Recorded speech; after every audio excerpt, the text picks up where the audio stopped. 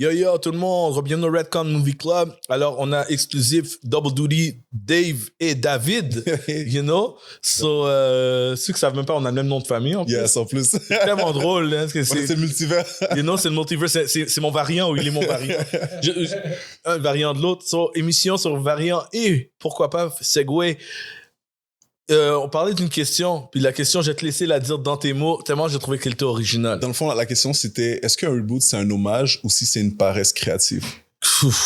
Parce qu'aujourd'hui, on voit beaucoup de reboots, mais pourquoi? Ouais. Il y a ces reboots-là. Ouais, parce que c'est un peu une variante à la question de produit original versus les franchises ou les remakes, les reboots, ça fait partie de cette même vibe. Parce qu'il y a un côté... dis-moi qu'est-ce que t'en penses. Il y a une partie des reboots qui sont à cause de le nom de du IP, exactement.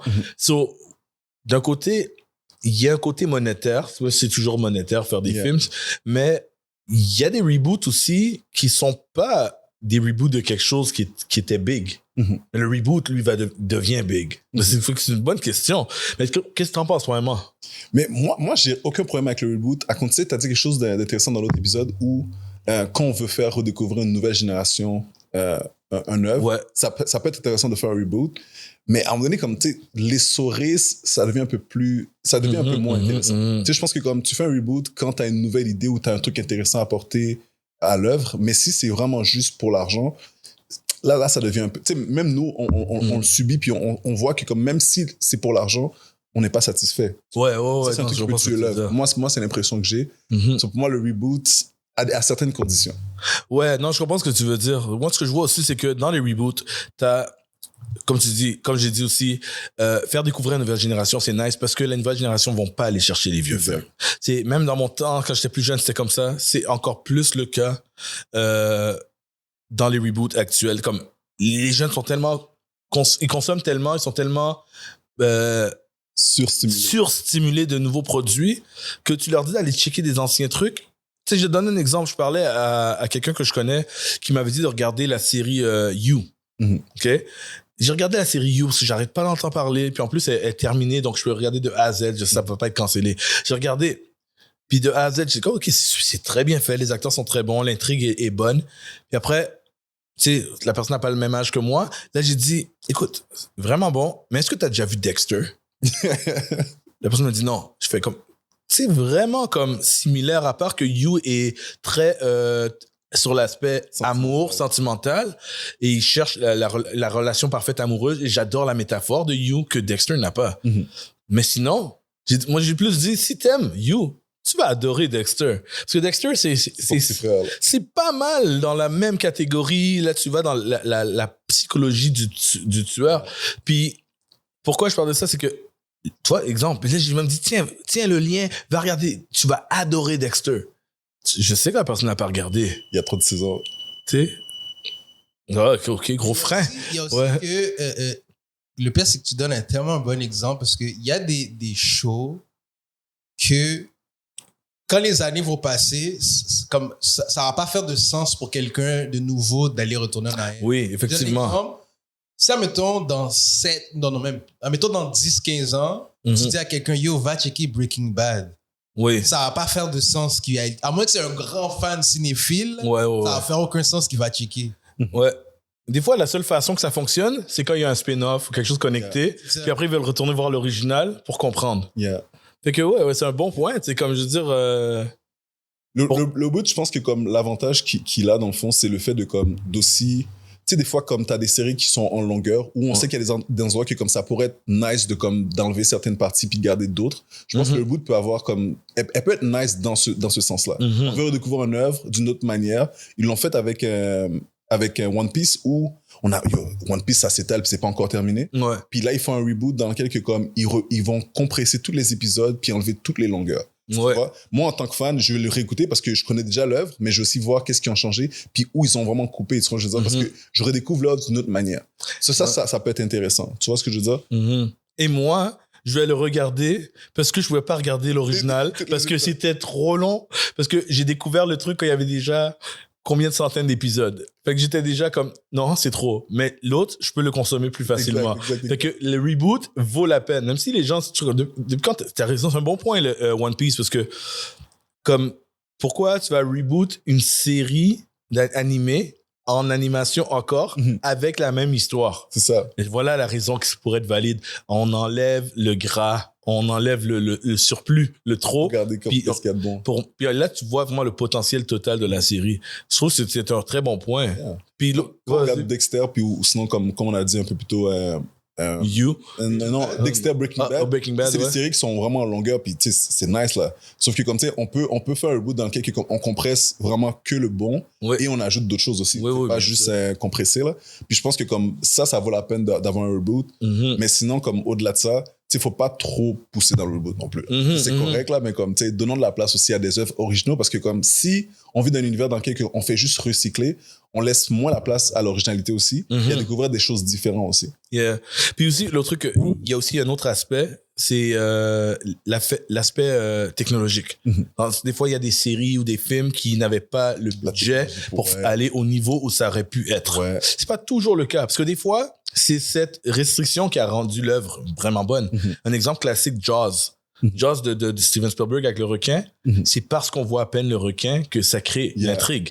Même si c'était un problème technique, à la base, ils voulaient le faire plus, mais ils avaient des problèmes avec le tournage, mais ça a rendu l'œuvre meilleure. Si tu fais un nouveau Jaws aujourd'hui avec le requin tout en CG partout, est-ce que vraiment ça va fonctionner? C'est vrai. C'est un autre film. Exactement.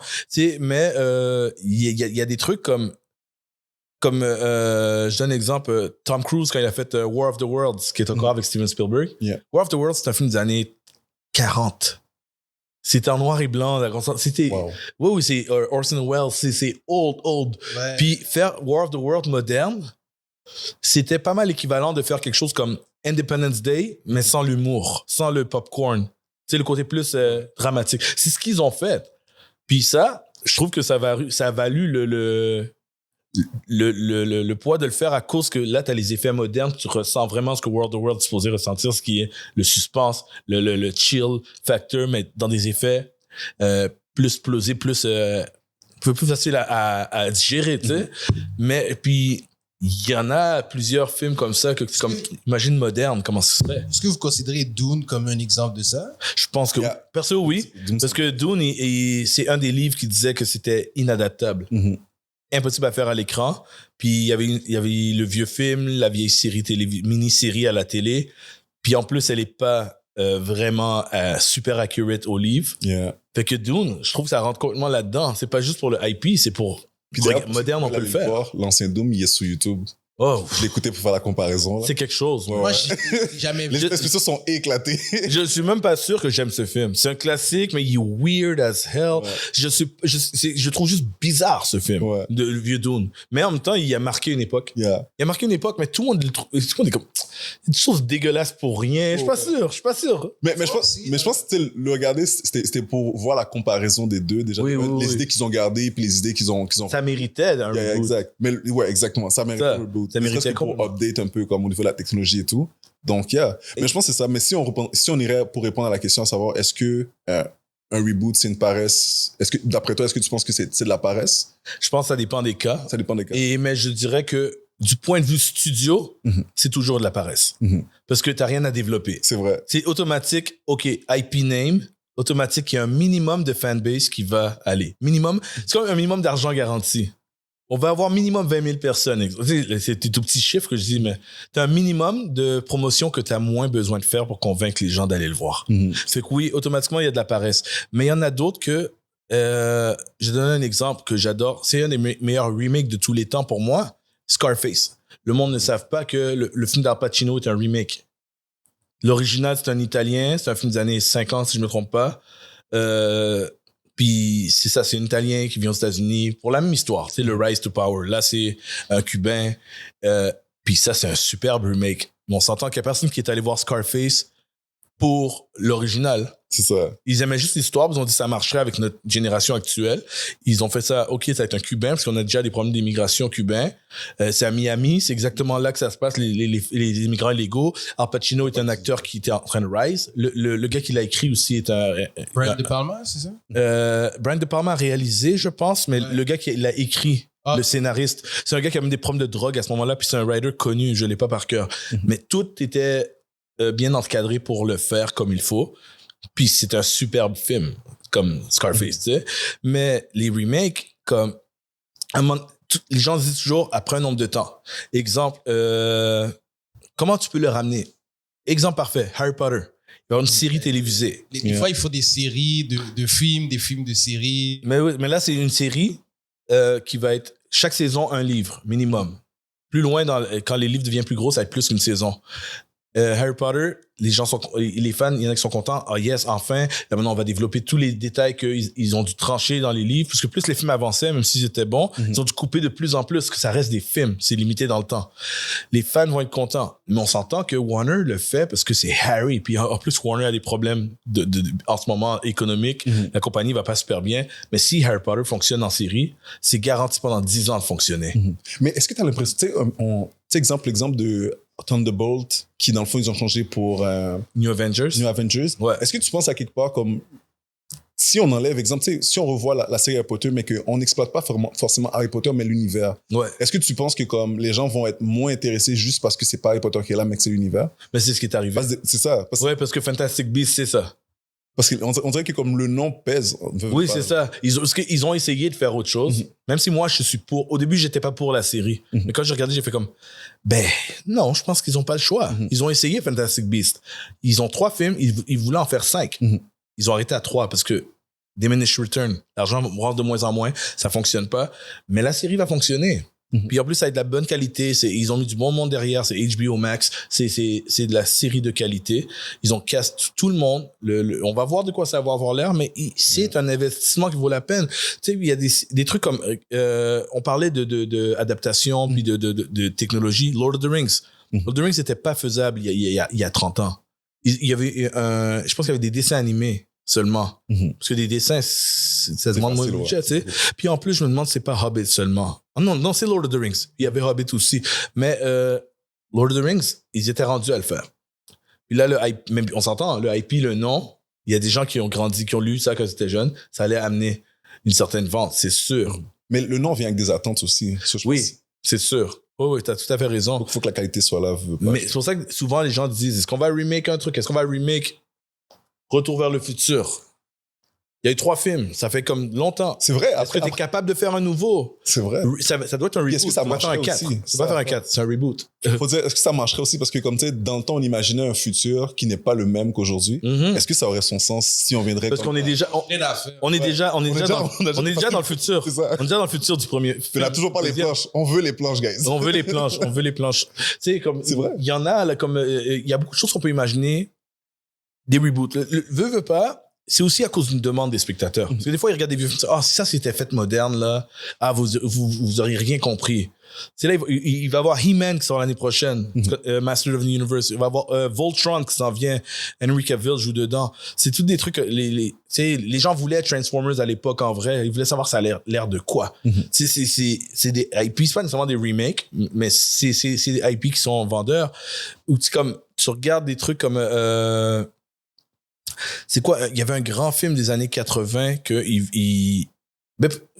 Star Wars, c'est pas ça parce que c'est des suites, c'est le même univers, mais c'est comme une façon de ramener. C'est un peu comme en termes du moderne. C'est comme un reboot. Parce que c'est plus tard dans le temps, puis montrer, regarde ce qu'on peut faire aujourd'hui avec Star Wars. Fait que c'est un petit peu, même si c'est un peu dérivé du sujet de base qu'on parle, mais il y a des. On le prend comme si c'était des reboots à chaque fois que les séries, les trilogies. Oui, non, c'est ça, exactement. Puis comme, tu sais, quelque chose comme...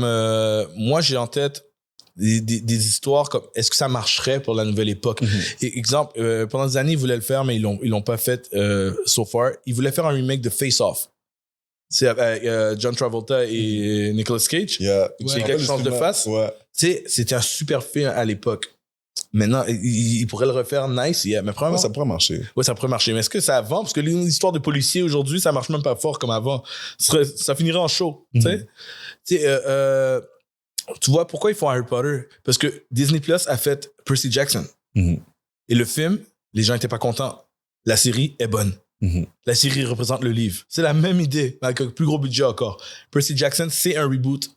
C'est exactement de ce qu'on parle. Peut-être c'est juste moi, mais je suis pas contre la série Harry Potter, mais on dirait c'est trop tôt. On dirait, pour moi, c'est comme... C'est fou, hein? Pas assez mal vieilli pour que ça ait besoin. C'est fou, hein? Et pourtant, quand tu y penses, le dernier Harry Potter, ça fait longtemps. Mais il est sorti quand? Il est encore dans notre tête. Écoute, je sais que le premier Harry, c'est début 2000, mi-2000. Wow. Ouais, en même temps que c'est un anneau, hein. C'est ça, autour de cette époque-là, oui. Donc, le dernier Harry, c'était 2010, gros max. C'était un chaque année. Je m'en rappelle, là. C'était fou. Avant, Dans ma tête, c'est quand même des films modernes. Ouais. Et pourtant, ça fait ça veut dire ça fait minimum 15 ans que c'est terminé. Ouais. C'est vrai. Non, je pense que ça vaut la peine. Ça vaut la peine, mais c'est dur qu'on a grandi avec. Ouais. C'est ça le problème. Le vrai problème quand t'as grandi avec la face du gars. Une trop bonne mémoire dans ton... C'est ça, tu sais, comme. J'ai toujours shout out mon boy Stéphane, il dit yo, respect my classics, leave my classics alone. C'est been there, done that. Il y a plein d'acteurs qui sont morts, qui ont joué dedans. C'est vrai. Oui. Les deux Dumbledore sont morts. Ouais. Snape est mort. Hagrid est mort. Oui, la professeure aussi. La directrice. Oui, celle qui se transforme en chat est morte. Hagrid est mort. Yo, G, il est temps, là. Il est temps, mais c'est dur à accepter.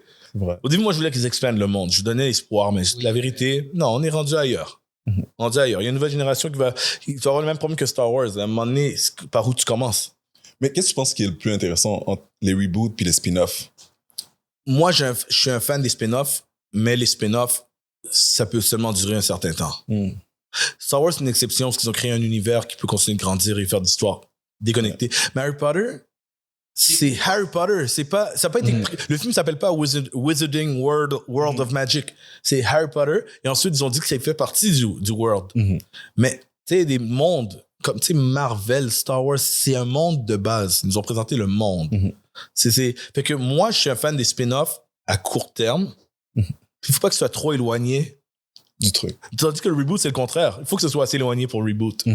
J'ai jamais pensé à ça comme ça, mais c'est vrai. Est-ce qu'il y a déjà eu un spin-off qui est tellement devenu successful que c'est comme si c'est devenu le main thing? J'allais te dire Better Call Saul, mais non. Non, il n'est pas plus gros que Breaking Bad. Malgré le fait qu'il est très bon. Oui, mais c'est pas comparable. Mais je pense pas que c'est comme si ça prend vraiment la relève. La place. C'est fini, Breaking Bad, c'est maintenant. Non. Un spin-off, le pire, c'est que je pense qu'il y en a un, mais il me vient pas en tête. Les spin-offs qui sont plus big que l'original. C'est très minoritaire. C'est un bon point. C'est dur d'avoir des spin-offs. Le plus proche que j'ai, c'est pas plus big parce que ça fait pas assez longtemps, c'est Creed. Oui. Spin-off de Rocky. C'est its own thing, mais c'est pas vraiment. Ça a le potentiel de devenir. Ouais, ça pourrait devenir. Ouais. Mais faut se rappeler, faut savoir si on connaît l'historique, le phénomène que Rocky était. Rocky est huge. La chanson, c'est pas au niveau, mais ça a le potentiel de devenir. C'est juste des très bons films. Ça peut être, moi je pense que Creed, c'est une très bonne série qui marcherait même s'il n'y a pas vraiment Rocky. Mais je pense pas que c'est culturellement aussi big. Non, t'as raison. Mais c'est aussi parce que c'est une idée originale aussi à la base. Oui. C'est comme, tu sais, dans un monde où il y a tellement de spin-offs, tellement de trucs, est-ce que avoir une idée originale aujourd'hui n'est pas de l'or dans les mains, en fait? Ouais, tu regardes Spinners. Spinners, par exemple. Ouais, ça, les idées originales, c'est de l'or quand ça fonctionne, parce que les idées originales, il y en a plein, mais les gens vont pas les voir parce que ça demande. Il faut que tu sois convaincu d'y aller. C'est quoi ça? C'est quoi cette affaire-là? Oui, effectivement. Parce que c'est de l'or une fois que ça a fonctionné, puis tu l'explandes pour créer ton univers.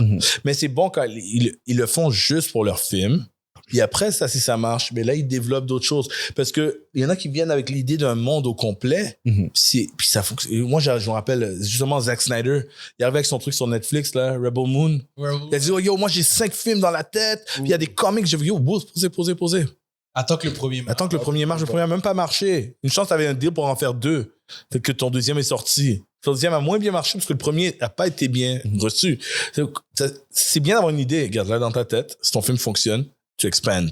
C'est Mais Rebel Moon, en vrai, ça aurait plus marché en série, je pense. Comme qu'on Oui. donne le temps de développer chaque personnage. c'est ça aurait vraiment été vrai. plus Puis en plus, c'est sur Netflix. T'aurais fait Season 1, Volume 1, moitié si tu veux. C'est comme, Ça aurait bien marché. tourne-le comme un film, coupe-le en morceaux. Le robot était intéressant. Il y a plein de personnages qui étaient intéressants, mais qui n'ont pas développé du tout. C'est vrai, puis ça se voit qu'il y avait plus derrière. C'est pour ça que je sais qu'il veut faire un monde complet, mais des fois, il faut que tu saches à quoi ton matériel est mieux pour quel format. Ça, c'est C'est- vrai. Une question pour vous. Admettons, là, dans 15 ans, genre, dans 15 ans ou 10-15 ans, Uh-huh.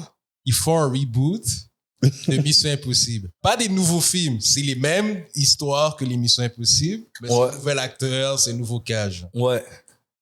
Comment vous le filerez? Genre? Dans 15 ans, c'est correct pour moi. Mais pas en bas de 15 ans. Parce que moi, ce que je préférais, j'ai toujours dit ça pour Mission Impossible, parce que moi, j'aimais la série télévisée. Beaucoup de gens ne savent pas que ça vient d'une série. Je voulais que ce soit un film sur une équipe. Puis dès le premier film, c'est devenu... Écoute, le film, j'adore le premier film, mais j'étais choqué que le film commence avec l'équipe est morte au complet. C'est une histoire de Tom Cruise. Je dis, mais non! Si je vois un gars solo, je vais voir James Bond. C'est vrai. Je voulais l'équipe qui travaille ensemble. Là, il a ramené l'équipe à partir du 4 un peu, mais ça reste l'histoire de Ethan Hunt. Ouais. Mais moi, ce que je veux, c'est continuer Mission Impossible sans Ethan Hunt. Ou qu'il soit là, il devient le directeur du MIF, quelque chose. Je veux que ça il faut se différencier de James Bond. So, à mon avis, dans 10-15 ans, faire la même affaire avec Ethan Hunt, encore un nouveau acteur qui joue. D'accord. Faudrait ils ont des gros standards à réussir. Que ce soit les cascades de Tom Cruise et que ce soit le suspense. Que les gens oublient que c'est pas juste les cascades. Les cascades sans suspense, ça sert à rien. Le premier film, là, avec la goutte d'eau, puis hey, c'était pas la cascade la plus dangereuse au monde, mais c'était impressionnant et stressant. Quand il doit rester droit, pas toucher le sol, là, la goutte commence, là, le couteau, c'était de la réalisation masterclass. C'était vraiment... Le monde n'a pas donné respect à l'époque, mais c'était du masterclass de suspense, thrilling, action. Quelle scène! C'est comme... C'est... Wow, tu sais! Avec moi, à mon avis, dans 15 ans, ça passe, parce que c'est un agent. Puis on a eu combien de James Bond, si tu compares? C'est pas pareil. On fait les mêmes histoires. C'est ça. Puis Bond, on a eu 5-6 James Bond, on va avoir un nouveau. Mais ça va toujours être des nouvelles histoires. C'est pas comme il refait le même film. Ouais, effectivement. C'est ça la différence. Mais comme ça reste... Ouais, si c'est le même film, ce sera jamais le même film à 100%. Ils vont changer les choses. Histoire, oui, c'est ça. Ils vont changer. Ils vont commencer que ça... Moi, ça me dérangerait moins. Mais on dirait qu'ils font jamais comme ce genre de franchise-là. Des reboots complets. C'est pas un reboot où est-ce qu'ils remenaient la même histoire. Les plus proches... Des nouvelles histoires avec le même gars, mais ça serait un autre acteur. Les plus proches qu'on a, c'est Disney, avec les live-action des cartoons. Ouais. Ça, c'est des histoires solo, c'est pas une série. C'est vrai. C'est ça. C'est une différence aussi. Mais faire la même histoire, je pense qu'il y a une limite. Tu peux avoir la base, mais il faut que tu twistes à un moment donné. Comme autres, les trucs de Marvel, ils font pas vraiment ça. Écoute, je pense qu'on terminera ce sujet-là là-dessus. Je pense que la même histoire, ça marche jamais. Pas à 100%, parce qu'à un moment donné, c'est copier-coller. Je pense que j'ai juste vu... j'ai un seul remake, à mon avis, qui est pareil, en tête. C'est... le monde ne le savent peut-être pas, mais, parce qu'il n'était pas populaire, mais c'est Psycho. Tu sais, Psycho, le tueur, là. Alfred Hitchcock. Non, Alfred Hitchcock. Ils ont fait un Psycho remake en couleur. Oui, c'est avec... Récemment? Non, ça fait au moins 20 ans. Mais c'est avec l'acteur... tu sais, le gars de Wedding Crasher, là? Ouais. Pas Owen Wilson, l'autre. L'autre gars. Ah, ok, oui. C'est lui qui jouait le Psycho. C'est le même film, shot par shot. Ça, c'est remake de film en noir et blanc, avec une autre technologie, une autre époque. Ça passe, mais c'est pas un film super. C'était l'idée artistique de la chose, tu sais. Mais sinon, un remake pareil, je pense que ça Les passe Japonais sont bons pour ça. Ça passe pas bien. Ça peut fonctionner parce que comme quand je regarde Full Metal Alchemist, Ouais. ils l'ont fait, c'est exactement la même chose, ils ont fait planche par planche. Oui. Yeah, puis ça passe. Brotherhood? Ouais. Ah oui, ok. Mais c'est de cartoon à vrai. Yeah. Mais c'est aussi parce que comme tu sais, les Japonais, ils respectent tellement l'œuvre originale qui... Mais quand c'est deux médiums différents, deux visuels différents, regarde, il y a des comics en film aussi que c'est comme ça. Tu sais, Sin City, c'est ça.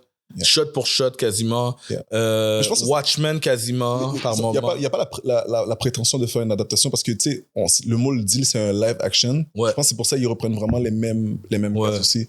Mais c'est rare, parce qu'il faut quand même que tu fasses ça, puis quand même que ça reste Ça reste et diversion fresh, parce que si des fois ça n'a pas été fait pour ce format-là, donc c'est pas excellent, c'est pas très bon parce que ça marche pas sur ce format, tu sais.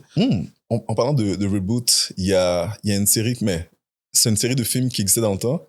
Est-ce qu'il y a un Flix pour sauver je sais pas si ça te dit quelque chose? Est-ce qu'il y a J'ai la version française là. Est-ce qu'il y a un flic pour sauver l'avion, quelque chose comme ça, genre?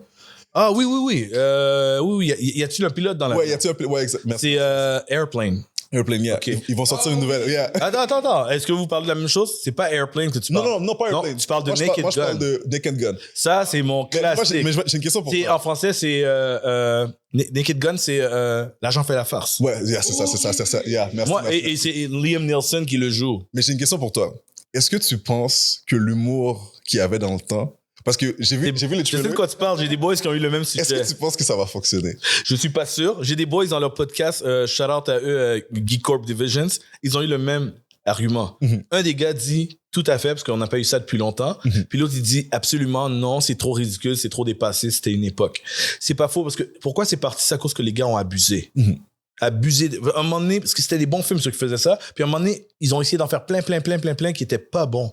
Parce que les parodies comme ça, t'en avais ceux qui niaisaient les autres films, jusqu'à Scary Movie, qui est le dernier dans cette lignée-là. Ouais. T'en avais. Les mêmes gars, les Wayne Brothers, avaient fait How to Be a Menace in the Hood, qui était une parodie des films de grandir black dans le ghetto. C'était super bon. Avant ça, t'as eu Hot Shot 2, le qui niaisait Top Gun, Rambo. T'as eu Top Secret, qui est vieux, mais c'est peut-être le meilleur. Top Secret, c'est un film avec Val Kilmer. Ça niaisait les films d'agents secrets. C'est vraiment un bon concept. Puis écoute, il y a Mel Brooks qui, lui, il avait niaisé Frankenstein, il avait niaisé Dracula. Puis c'est lui qui avait fait Spaceball, l'original, qui niaisait Star Wars. Yeah. Et Spaceball 2 s'en vient aussi. Yeah. Donc d'ici un an, on va avoir 2 parodies comme ça. Est-ce que ça marche? Au début, j'étais pas sûr. Quand j'ai vu le trailer, j'ai dit oui, ça marche. Ça fait pas que oh, le trailer est drôle, man. Mais c'est beau parce qu'en regardant le trailer, tu revois un peu comme ces anciens trucs-là, en fait. Est-ce que tu sais que c'est une suite? Ok, c'est une suite de... Regarde bien. C'est son père. C'est son père. Il s'appelle Junior. Puis à un moment donné, il y a une joke avec O.J. Simpson. Parce qu'O.J. Simpson jouait dans les vieux. Mais O.J. Simpson, on sait aujourd'hui, tu sais, le meurtrier, tout ça. Ouais.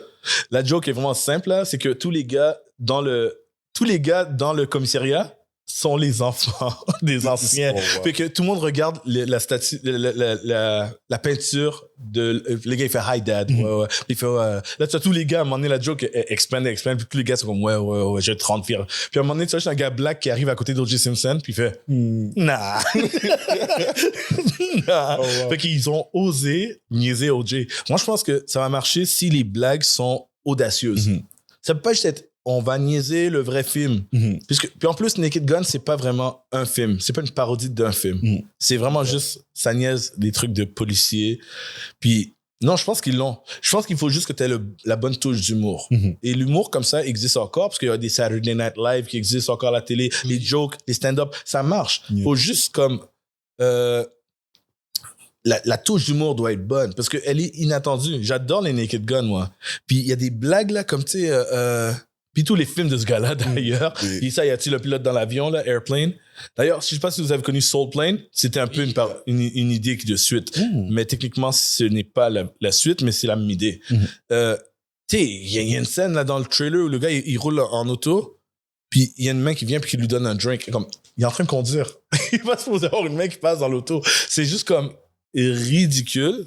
Je crois que ça peut marcher, puis je pense qu'ils ont le bon acteur pour. Liam Neeson est tellement sérieux. C'est ça. Que dans un humour comme ça, il pourrait vraiment. Ça, en plus, quand j'ai vu, je me comme tu sais, c'est tellement décalé de ce qu'il fait d'habitude.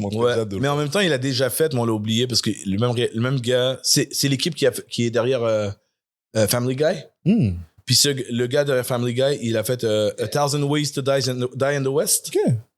Puis c'est avec Nielsen aussi. Fait que Nielsen aime l'humour, il en a pas fait beaucoup. Ok, j'ai hâte de voir ça. Fait que moi j'ai encore plus à Spaceball.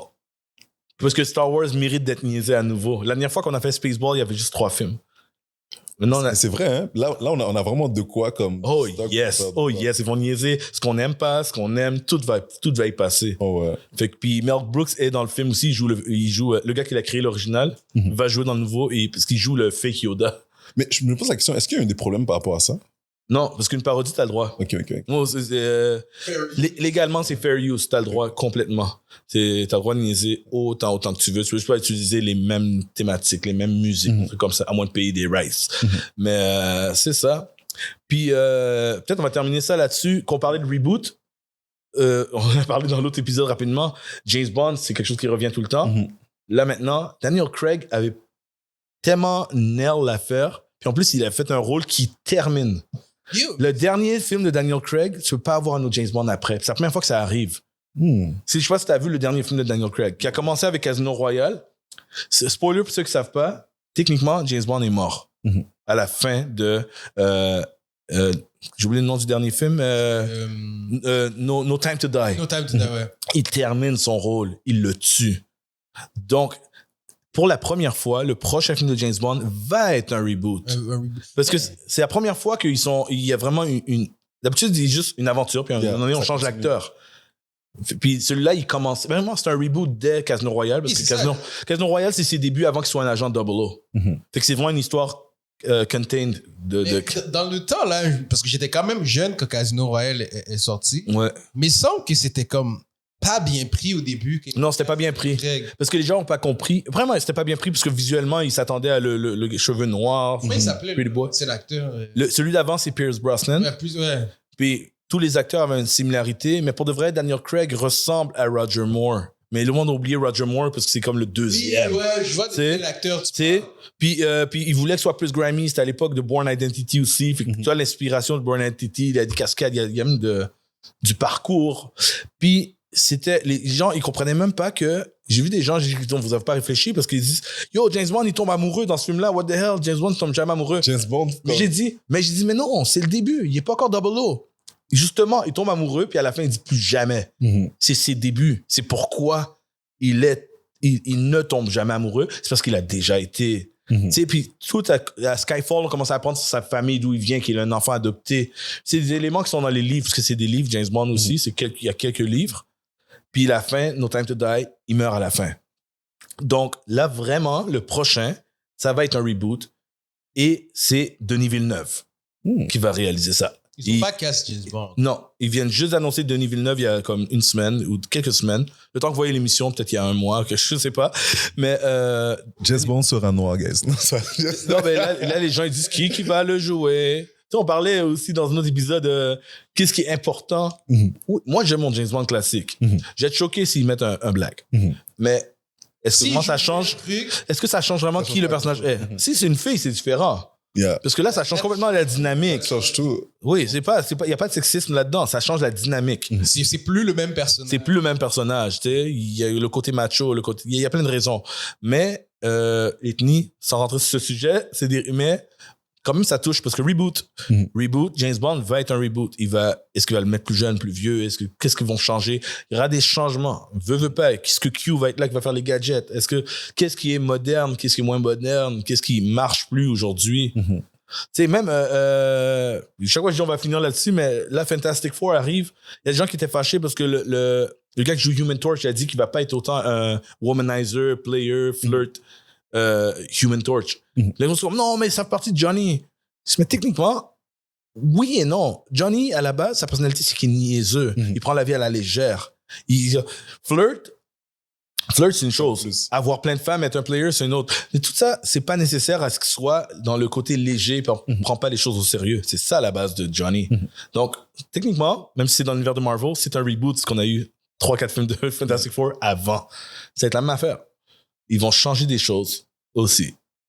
Il y en a un qu'on a oublié. Hein. Il y a un Fantastic Four qui n'a pas fonctionné. Je me rappelle plus. Tout. Michael B. Jordan. Ouais, Michael B. Jordan. Ouais. Ils ont tous pas fonctionné, mais celui-là, c'était horrible. Ouais. Online, il l'appelle Fan Four Stick. À cause qu'il mettait un 4 sur le A. Ouais. Fan Four Stick. Wow. Non, c'était horrible. Horrible. C'est que... puis des fois, le remake, t'as aussi le poids de l'ancien film. Puis techniquement, on peut même dire que Superman qui s'en vient, c'est la même chose parce que t'as le poids de Man of Steel.